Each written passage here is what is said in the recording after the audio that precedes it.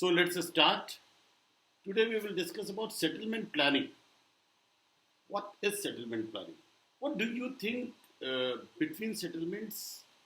What is a definite established relationship? What are the dynamics? What do you think, in your opinion, what is the dynamics? Is there a hierarchy? Is there a uniformity? What is there between settlements? Yes, what is there between settlements? Yes, what is there between settlements? Are settlements, all settlements are same? Are they different? Yes, Mugdha.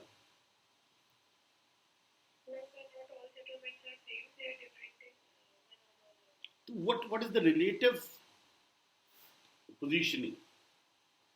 What is Are all settlements same, or some are very big? Some are very big and some are very small. Yes. So there is a hierarchy.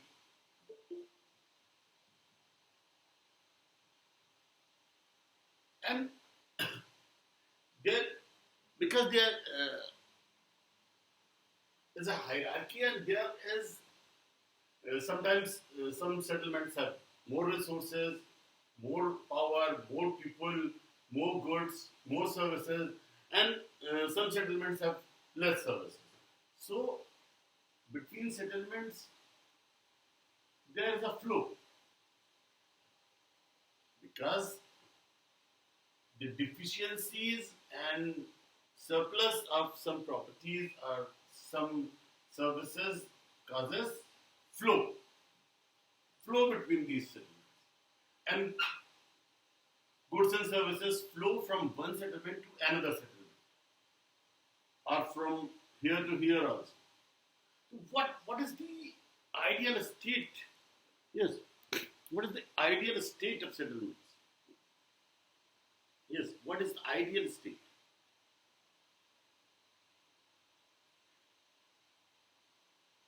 Ideal state is equilibrium. They are trying to achieve equilibrium so that there is a constant flow of resources, both sides. Resources and services and people and money, both sides.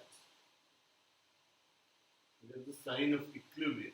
Settlement A and settlement B, as well settlement A to C. And between all settlements there is a connection, and these are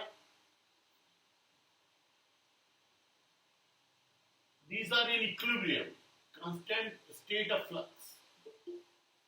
So how that can be achieved? How can that equilibrium can be achieved? Our ideal state is the equilibrium between settlements. How that can be achieved? What should be arrangement of settlements, a planning of settlements, so that it can be achieved? Yes. Can anyone tell me? Yes, Manish. How that equilibrium between settlements can be achieved?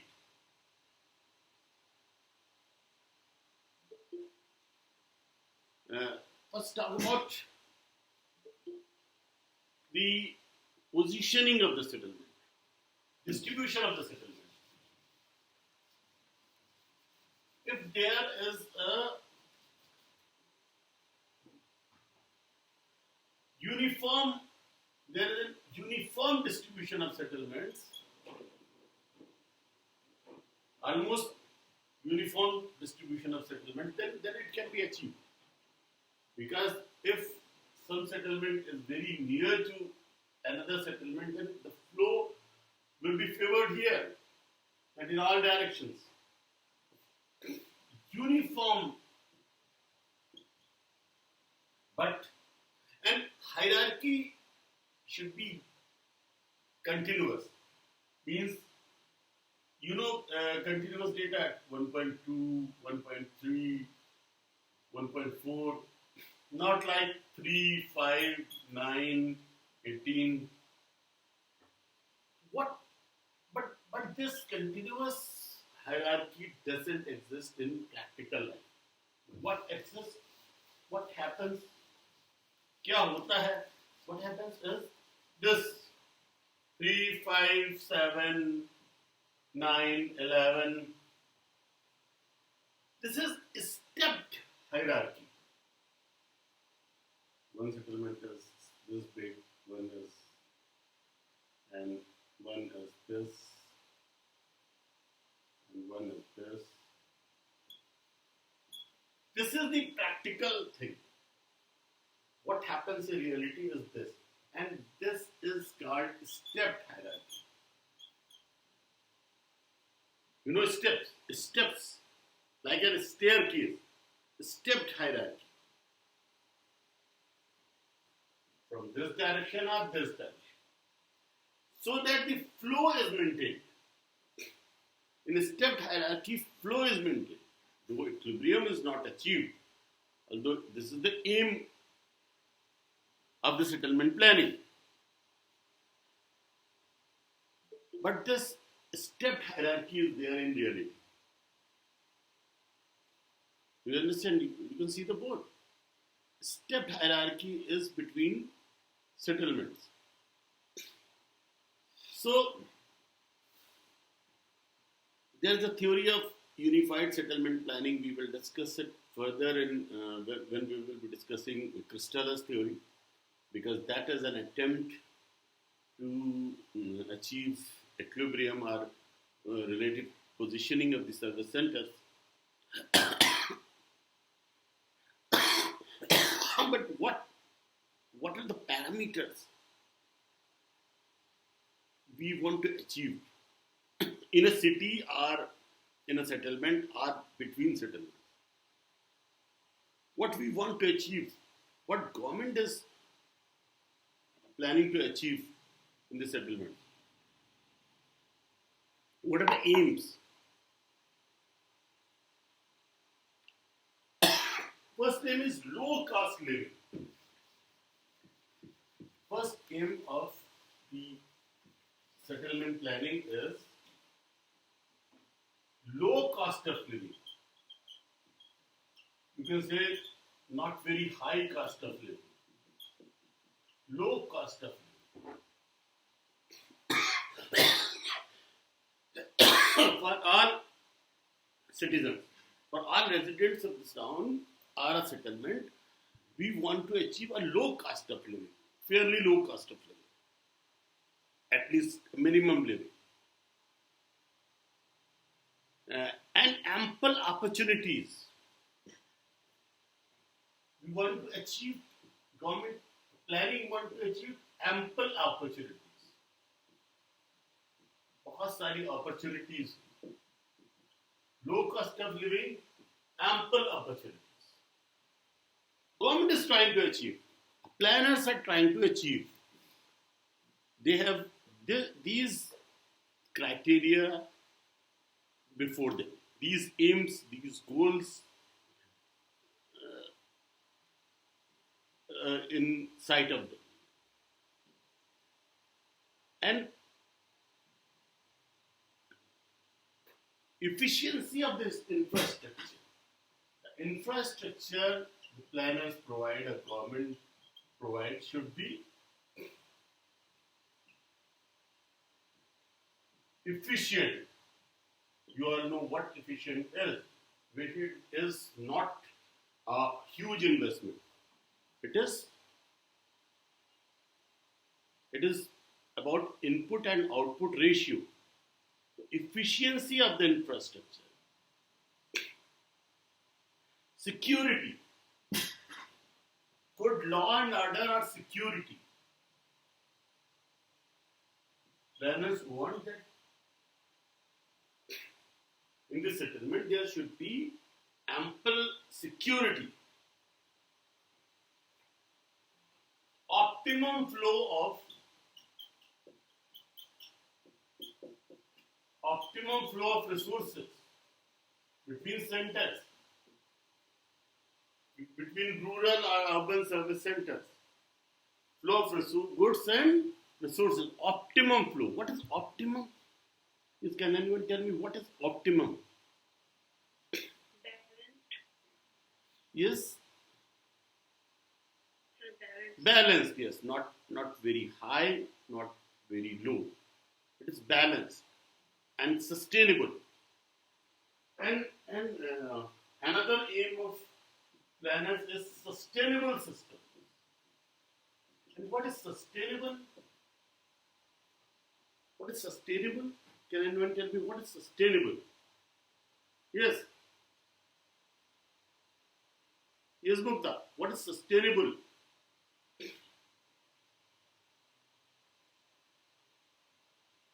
Yes. What is sustainable? So, to use resources in a way that our future generations will be able to. Yes, exactly. Future generation should able to have a good living and clean and economic, eco eco-friendly systems are another aim of the planners, a government. Sustainable and eco-friendly. Sustainable in economic sense and sustainable in ecosystem or ecological terms. And another very high aim of the planners is the system should be self-sufficient. Can any in today's world can any system can be self-sufficient, fully self-sufficient? Can any system be fully self-sufficient? A self-reliant?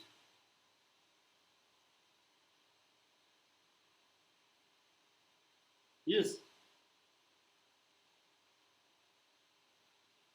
So how that can be achieved? Uh, we have to have a global or regional interflow of disciplines, resources, and we have to minimize the expenditure for urban amenities. We have to minimize the expenditure. We don't have to expedite our pump more and more expenditure, more and more funds. There's no need to input more and more funds. We have to minimize. Actually, we can say we have to optimize, and we have to avoid expenditure or unnecessary things.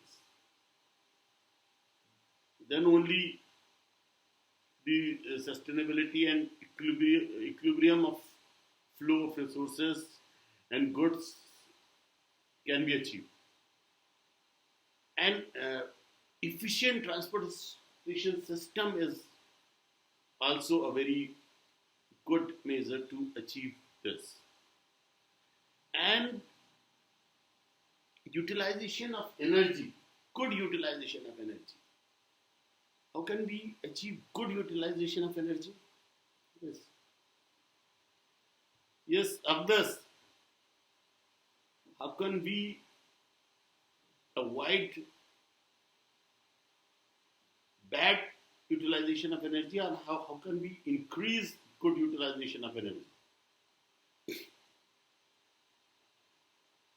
Yes. How can we achieve? Yes, Manish, how can we achieve? कैसे हम wasteful energy use, because of our energy use is increasing sometimes exponentially. We are increasing our energy use. We are gulping, or we are uh, using more and more energy in our systems, isn't it? The good transportation system is a way of achieving the optimum use of energy. And yes, because energy production causes pollution also.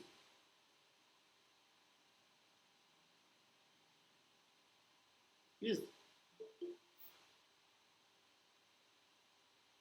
energy production causes, because most of our energy production is through fossil fuel, and that causes pollution, and that causes disbalance of ecosystem. Yes,